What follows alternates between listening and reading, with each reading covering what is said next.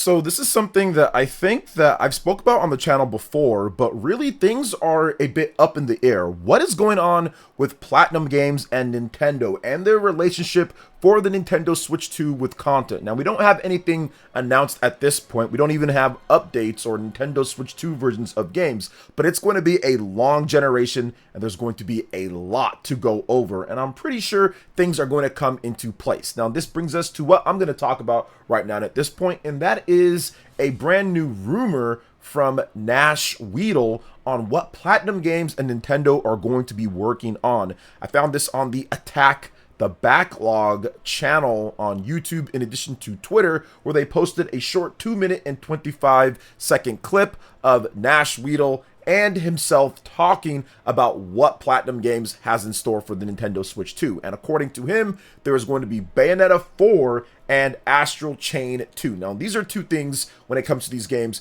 that we've discussed a number of times. Not so much Bayonetta 4, but more like Astral Chain 2. Now, in this short clip, it is in a different language, but they did have it translated, so I was able to see what they talked about. And they did discuss some of the problems with Platinum Games and kind of what's happening there, and if it's still possible, considering that Hideki Kamiya has left Platinum and he took a lot of people with him and other people left. Mr. Tuda-san, who was one of the brainchilds of Astral Chain, he left and started his own studio. He's doing other things, so it does seem like there is some disarray. So could they get together Bayonetta 4 and Astral Chain 2, two games that would take a large amount of resources and time and effort in order to do? Well, it would be based on how good Hideki Kamiya, Tura-san, and everybody that was there at the top actually trained everybody else. Now, we know that Platinum Games is still alive and kicking. They've got more games coming out. They've got a new game coming out this year. They're co-developing with Koei Tecmo with Ninja Gaiden 4. So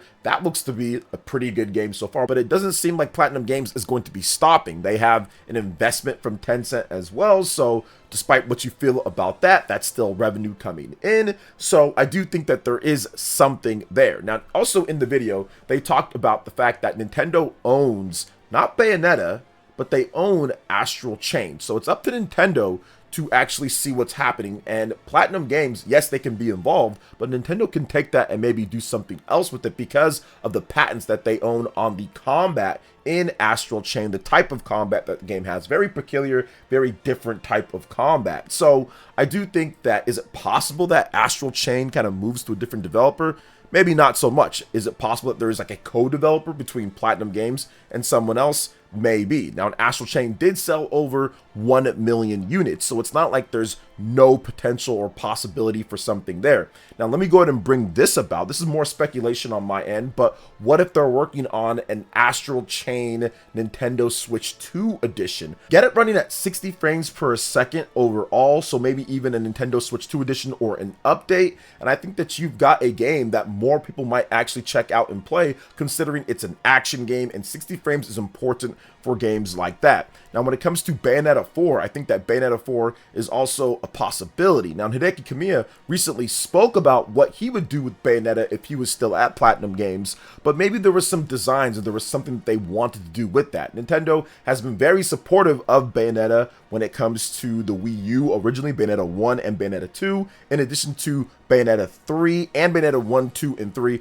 on the Nintendo Switch 2, plus Bayonetta Cereza and the Lost Demon as well, all on the Nintendo Switch. You can play every single Bayonetta game. So they are pretty supportive of it. Bayonetta is in Super Smash Bros. I would think that they probably want to continue Bayonetta if they can with Platinum Games and maybe try some new and different things in the Bayonetta franchise to freshen things up. Or you can go back to the basics and fundamentals of maybe where Bayonetta 2 was, to me, the best game in the series, and expand greatly upon that with the added horsepower of the Nintendo Switch 2. You're going to be able to get that game running and looking better than ever. So there are a number of possibilities, from a sequel, going back to the basics, having maybe Bayonetta 1, 2, and 3 have free updates, potential Nintendo Switch 2 version of Astral Chain. So there's a lot of different things that they could do. So I'm not exactly sure what's going to happen, but what I do know is I think that Nintendo wants to have this type of high octane action game in their library and lineup for the Nintendo Switch 2. Even if it doesn't sell the most amount of units or anything, it's going to sell enough to be profitable, like Bayonetta was on the Nintendo Switch 1, in addition to Astral as well. All of those games, for the most part, sold over 1 million units on the Nintendo Switch 1. So I do see Nintendo definitely expanding on that, whether it's going to be some free updates, Nintendo Switch 2 editions,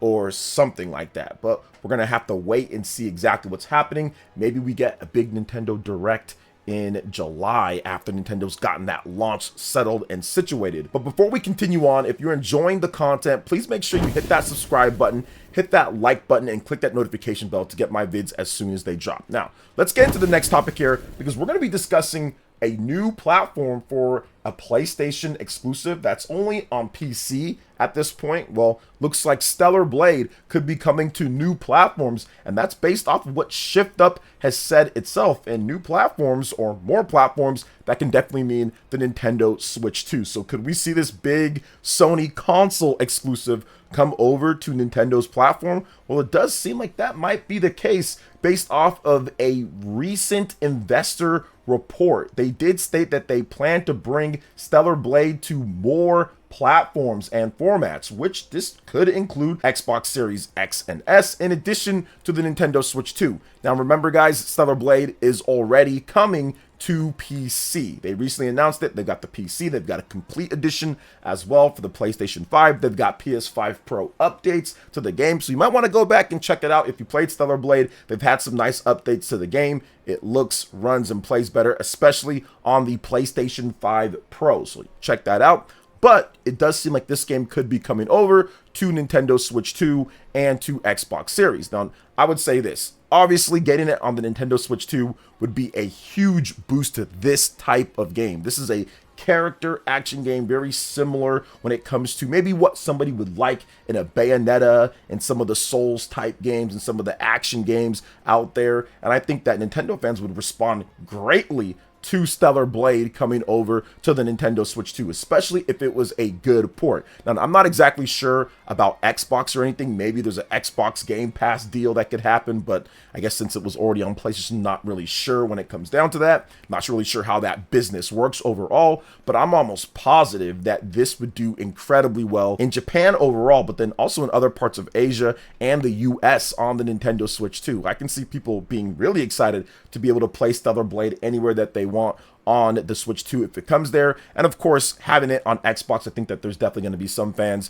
that like this type of action game to play on there. So we do know that they sold over 1 million plus copies at this point. We haven't really gotten another sales update, but it was financially successful according to what ShiftUp has said. And they've got a sequel that they're planning on working on in the next couple of years, or they've already started preliminary works. Looks like a sequel is going to be coming out, releasing in the next couple of years. So they've got more plans. They've got some big stuff working for Stellar Blade, as it looks to be a good start for the franchise overall as a new IP that released in 2024 on the PlayStation 5. But it looks like they're trying to do different things here with the game. When it comes to it, some people might be thinking, okay, there's exclusivity with Sony and all that, but maybe it's a timed exclusive deal, because I don't think ShiftUp would say more platforms, and they already know that they've announced for the PC. I don't think they'd actually say that and put that on the slide if they weren't actually talking about potentially Nintendo Switch 2 in addition to Xbox Series. So let's see what happens here, guys. I think that'd be pretty cool.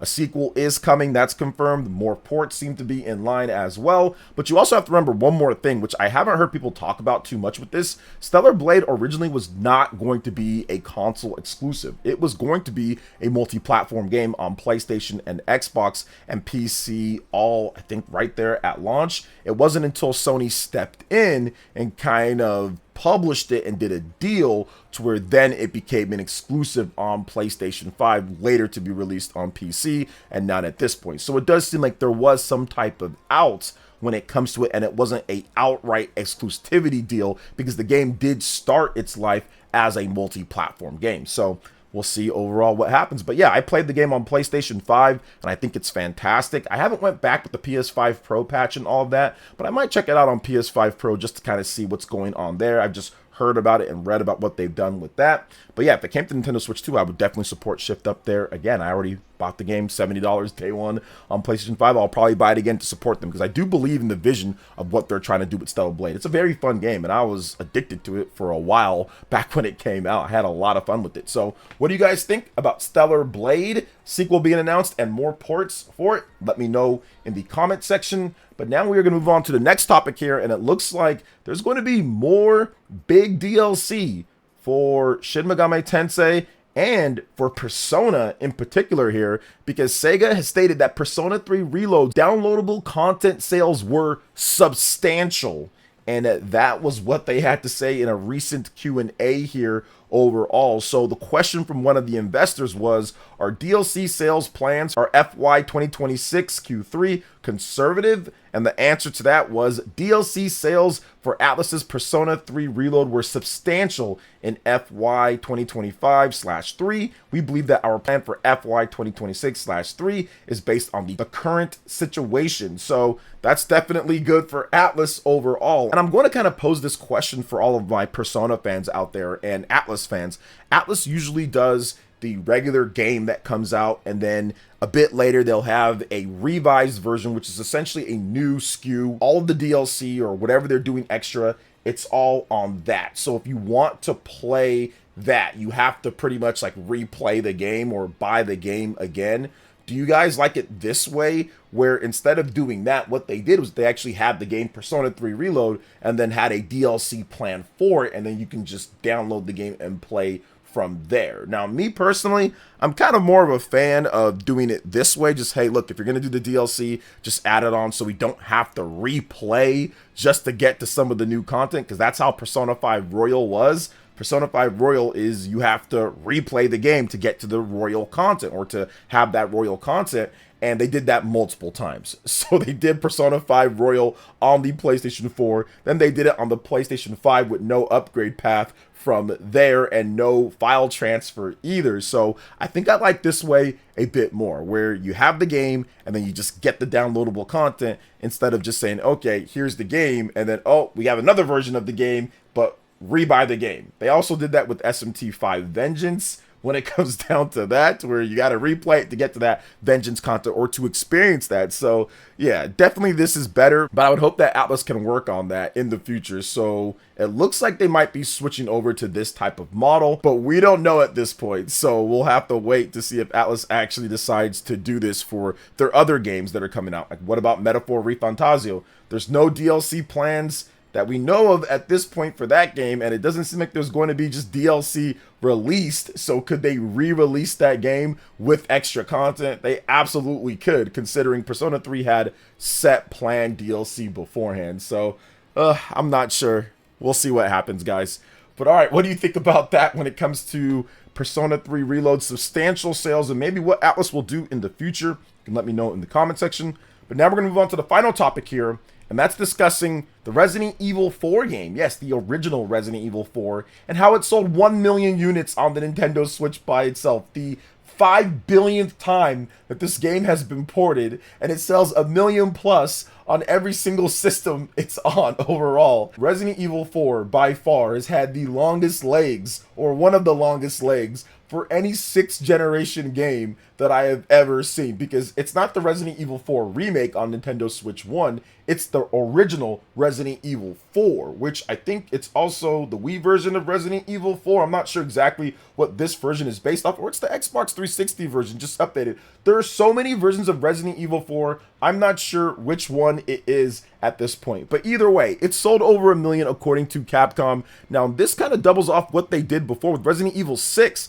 That sold over 1 million units on the Nintendo Switch by itself a couple of years ago or something like that. So they're making a lot of bank on a game that's incredibly old, which leads me to believe, especially with the whole cloud thing that they did on Switch 1, because the games probably couldn't run natively, Switch power wasn't strong enough, there's going to be a ton of Resident Evil ported over to the Nintendo Switch 2, and expect to hear about that more sooner than later, because you're selling 1 million copies of a 6th generation game where you've sold this over and over at not the cheapest price, although they do discounts on this game a lot, but it's not like it's a small amount of units. 1 million for something like this is incredible. So I fully expect to see Resident Evil 4 Remake native port of that game on the Nintendo Switch 2, in addition to Resident Evil Village, Resident Evil 7, pretty much all the Resident Evils, any of them that were cloud versions on the Nintendo Switch 1.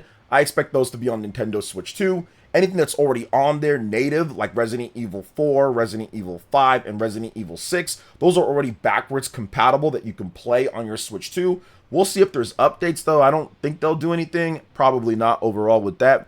But I would just like them to focus their energy, time, resources, and effort on making sure that they can get Resident Evil 4 Remake as good as possible on the Nintendo Switch 2. I think that needs to be the priority. I think that game would sell incredible. If you have that for around Halloween time, where you're launching a huge Resident Evil 4 remake for the Nintendo Switch 2, that will do incredibly well. Maybe like October-ish or so.